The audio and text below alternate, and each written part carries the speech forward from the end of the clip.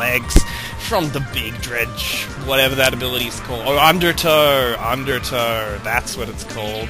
And Ori is continuing to farm. Nice one, Ori. We can see she is rushing Arise, which is an excellent item on Orianna, because all that fucking AoE stuff really synergizes well with the single target slow. And Alistar pops the ult for no goddamn reason, but that's alright, because now he takes less damage from stuff, which isn't really coming into play at all. And Volibear goes in. Oh my god, that's fucking awful. And it looks like Alistar goes down, but it's okay because Zyra will pick up Ori and then walk away from the Soraka, who basically does nothing. Because Soraka's a shit champ. And here comes Udyr! Here comes Udyr with the getting exhausted and walking away. Despite a massive lead in lane, Olaf decides to auto-attack, stand there and auto-attack someone with far more health than him without just completely disregarding positioning or movement or anything. He doesn't even try to kite, he just stands there and fucking dies for it like a tool. And Udyr is picking up his team's third blue buff, because while Zyra is 4-3, he's got a bit of enmity for her now, and that's all that really matters.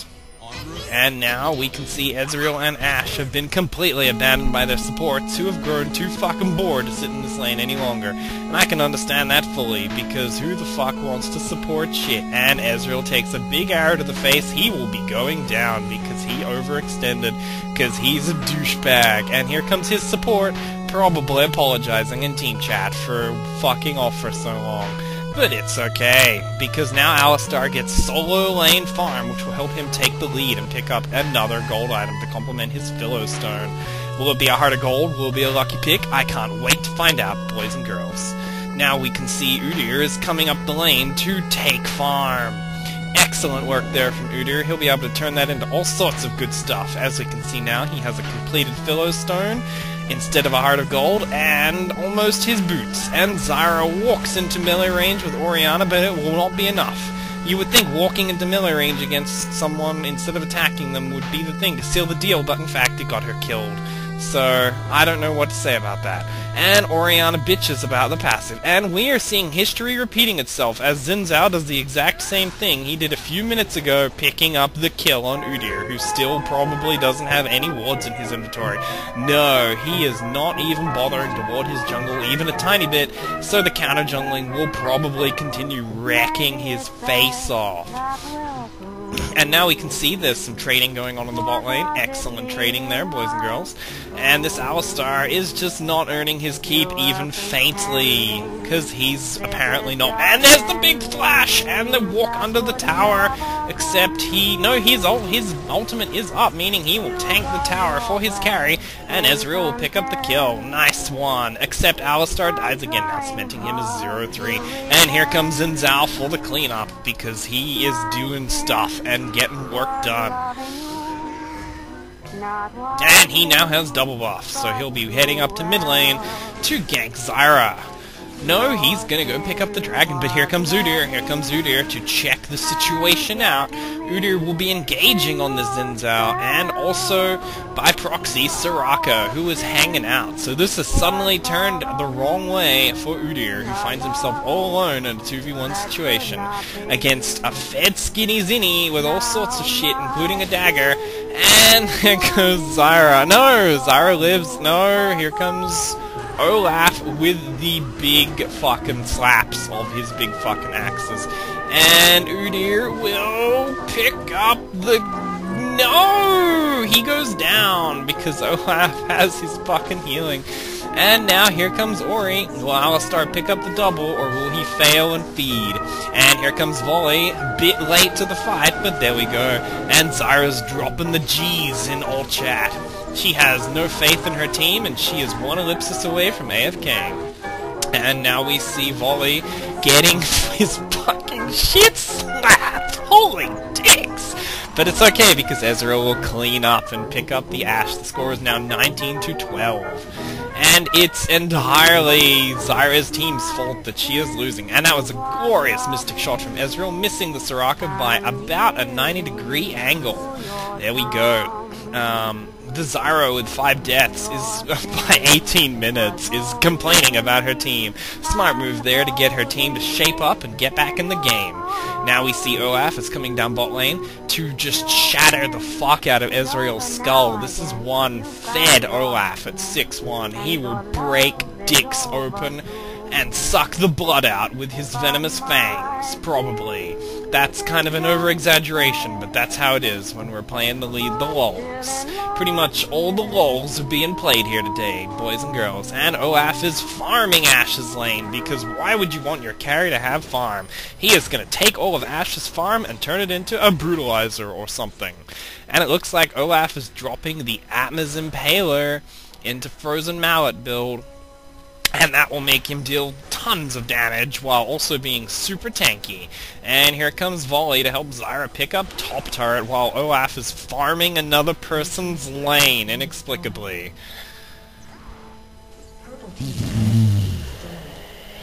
And Ezreal is complaining that his tank wants him to build damage.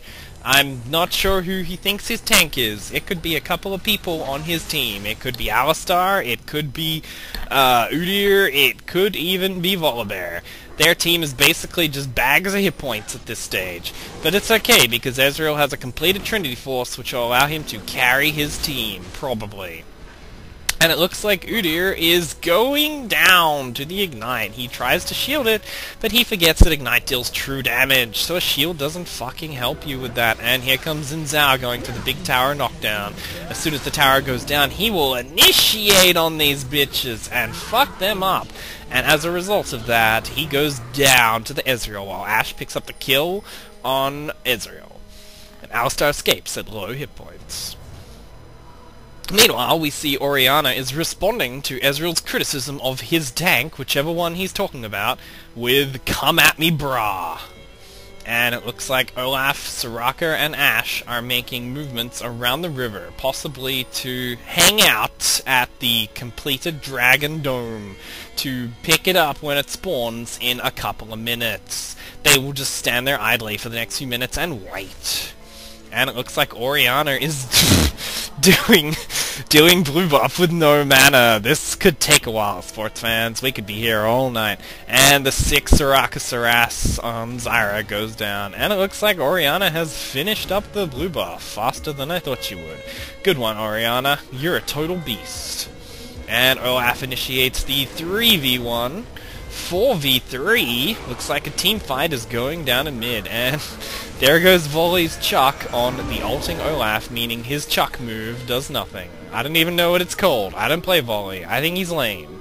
And here comes Commando Xin Zhao. That Commando skin is looking very nice right now.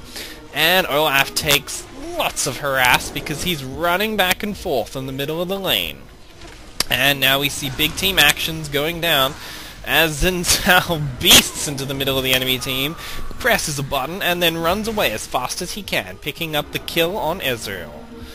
And now this team is on the run, and Volley gets caught like a stupid shitty scrub, because if there's one thing this Volley has demonstrated, that description suits him to a T.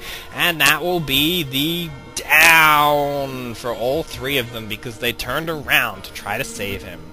Smart move, but it didn't pay off. And now we see Ashe is unsure about where she wants to go. She is zigzagging around the lane while Olaf recalls in plain sight of Zyra. And he picks up the Atma's Impaler.